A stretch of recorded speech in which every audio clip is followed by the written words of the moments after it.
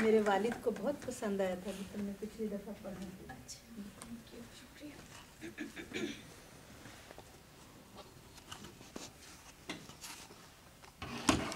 ये मेरी ज़िंदगी का भोगा हुआ सच है। अच्छा। कुछ कहने की कोशिश करती हूँ। अब क्या बचा है जिसके लिए मैं अपने घर की पहरेदारी करूँ? अब क्या बचा है जिसके लिए मैं अपने घर की पहरेदारी करूँ? सब कुछ तो चला गया, वो बचपन के दिन, बाग के झूले और कच्ची अमिया का स्वाद। अभी कल की ही तो बात है जब मैं अपने खेतों की मेड़ों पर दौड़ती एक अल्हड़ बच्ची हुआ करती थी। अचानक एक दिन सब कुछ बदल गया। ट्यूबवेल पर नहाने के लिए जब कपड़े उतारने लगी तो दादी ने कहा, नहीं, घर जाकर नहाना। मगर क्यों? अब तुम बड़ी हो गई हो। तब क्या जानती थी मैं क्या होता है बड़े होने का मतलब। जीन्स नहीं पहनना, पेड़ पर नहीं चढ़ना, बाहर बरामदे में नहीं आना और सहेली के घर भाई का पहुंचाने जाना। साल दर साल जुड़ते गए मेरी उम्र में और सितारे कम होते गए मेरे हिस्से के आसमान में। मेरी नानी, जो अब नहीं रही, आई तो बोली, बिटिया, औरत का जीवन कठिन होता है। सीता की तरह धूल फांको तो राम मिलेंगे।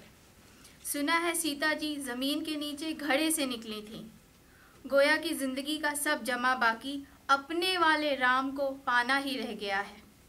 नानी अब नहीं रही। मैंने भी ज़माने की काफ़ी खाक छान ली है, इस तर्ज पर कि अब भी परेशान है मेरे कदमों के निशां यहाँ कि खाक छानी बरसों इन्हीं राहों की मैंने। मैं तो सीता बनने को तैयार हूँ, लेकिन मुझे अब तक अपने वाले राम नहीं मिले।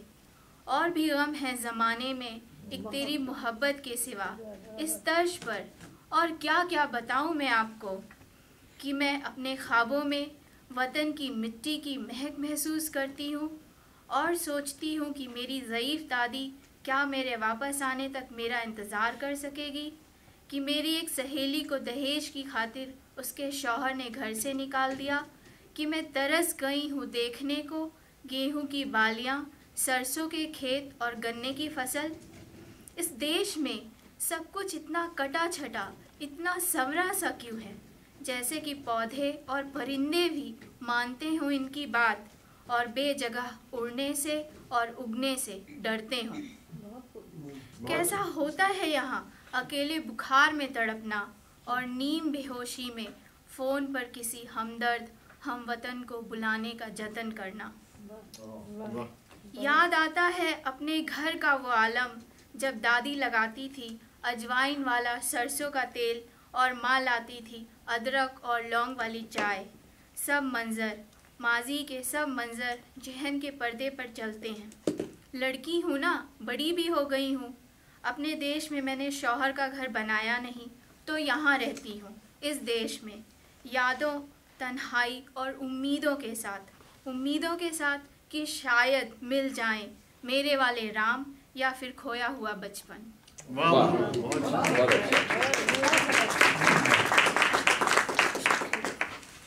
एक